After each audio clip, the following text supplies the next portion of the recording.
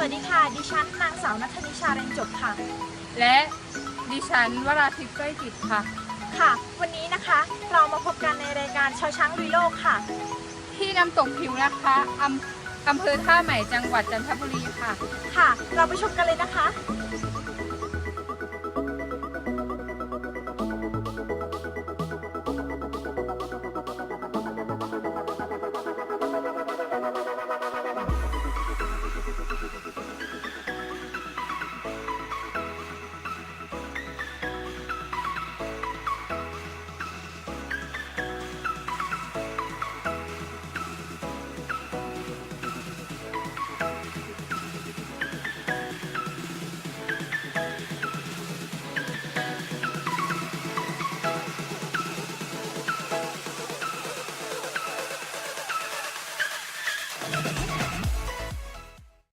วันนี้เราก็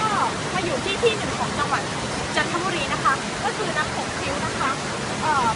เป็นที่สวยงามที่หนึ่งนะคะพี่ผิวรู้ไหมคะว่าปลาชนิดนี้ชื่อว่าอะไรคะปลาชนิดนี้นะคะชื่อว่าปลาพวงค่ะหรือปลาหินพวงนะคะ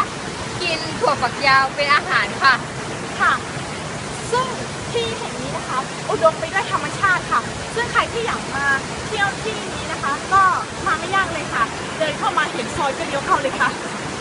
ค่ะก็ค่าเขาก็20 บาทนะคะซึ่งถ้าใครอยากขี่รถก็จะมีให้เรา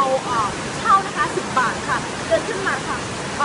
ฝั่งนู้นก็จะเป็นทางที่น้ำตกและทางนี้เป็นทางที่น้ำไหลมา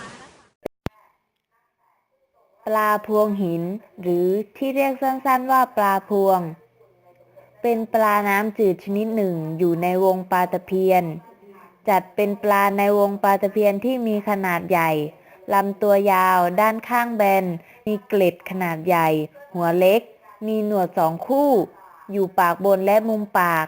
ครีบหางเว้าเป็นแฉกลึกกระโด่งหลังค่อนข้างสูงมีก้านแข็ง1 อันครีบหูมีขนาดเล็กครีบท้องและครีบก้นมีขนาดใกล้เคียงกันลำตัวมีสีน้ำตาลปนเขียวสีของปลาชนิดนี้ขึ้นอยู่กับสิ่งแวดล้อมบางแหล่งอาจจะมีสีน้ำตาลปนดำเข้มมีแถบสีคล้ำพาดกลางลำตัวตามยาวไปใกล้โคนหางด้านท้องสีจางโดยขนาดโดยประมาณ60 เซนติเมตรพบใหญ่สุดถึง 1.5 เมตรอาศัยอยู่เป็นฝูงนับ100 ตัวขึ้นไปตามแม่น้ำขนาดใหญ่ที่มีน้ำใสสะอาดเช่นบริเวณแหล่งน้ำเชิงภูเขาหรือตามลำธารน้ำตกต่างๆทั่วประเทศอาหารได้แก่เมล็ดพืชต่างๆเป็นปลาใหญ่ที่มักไม่มีใครนำมารับประทานเนื่องจากทานไปแล้วเกิดอาการมึนเมา